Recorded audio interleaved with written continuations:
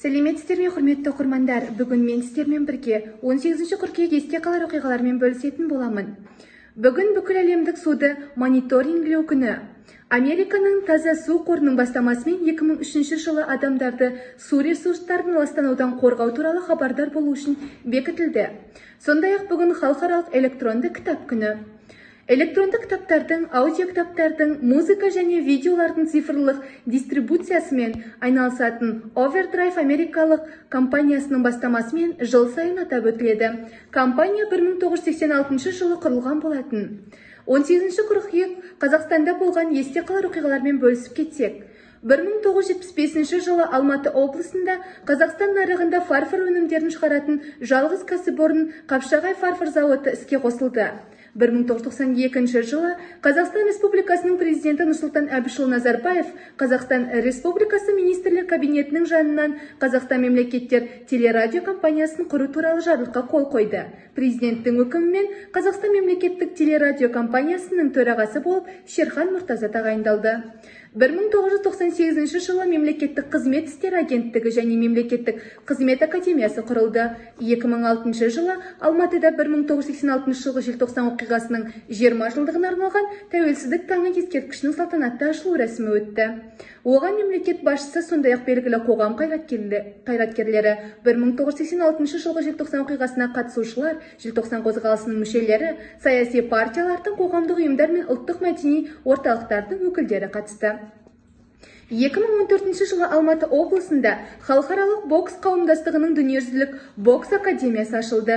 Дүниежүзілік бокс академиясын Іле Алатауы баурайында бой көтерген. Экологиялық таза аймақта салынған ғимарат 29 мың шаршы метр жерді алып жатыр. 2015 жылы Атбасар қаласында көрнекті жазушы Ілияс Есенберлинге ескерткіш қойылды. Оған кеткен қаражатты аудан тұрғындары және Ілияс Есенберлиннің туыстары жинады.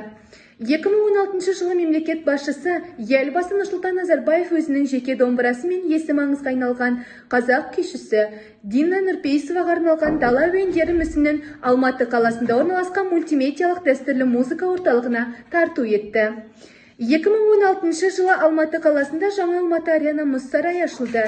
12 мың адамға арналған мұз аренасы жаңа заман талаптарына сай тұрғызылған теңдессіз нысандардың бірі. 2017 жылы Қазақстан Біріккен ұлттар ұйымының реформалар жөніндегі саяси декларациясына қолдау білдірді. ақш бастамашыл болған декларация бас хатшының рөлін күшейтеді. Біріккен ұлттар ұйымының бүкіл жүйесінің есептілігі мен транспаренттілігі арттыру, менеджментті жақсарту, ұйымның құрылымдары арасында бір-бірін қайталауларды қысқарту, персоналды басқару және бюджеттік жоспарлауды жетілдіру сияқты реформаларды қамтиды. Құжатта сондай-ақ серіктестік қатынастарды нығайту және ұйымға мүше мемлекеттер мен Біріккен ұлттар ұйымының хатшылығы арасында сенімді нығайтудың маңыздылығын атап көрсетіледі. 2017 жылы қазақстандық жеңіл атлет Ольга Рыпакова Ашхабадта өткен жабық кешендегі 5-ші Азия ойындарында ұзындыққа секіруден алтын медальды жеңіп алды. 2019 жылы Түркістандағы Қожа Ахмет Яссауи кесенесінде тұрған тайқазанның құйылғанына 620 жыл тарихи орнына оралғанына 30 жыл толуына орай қайта оралған жәдігер атты көрме ашылды.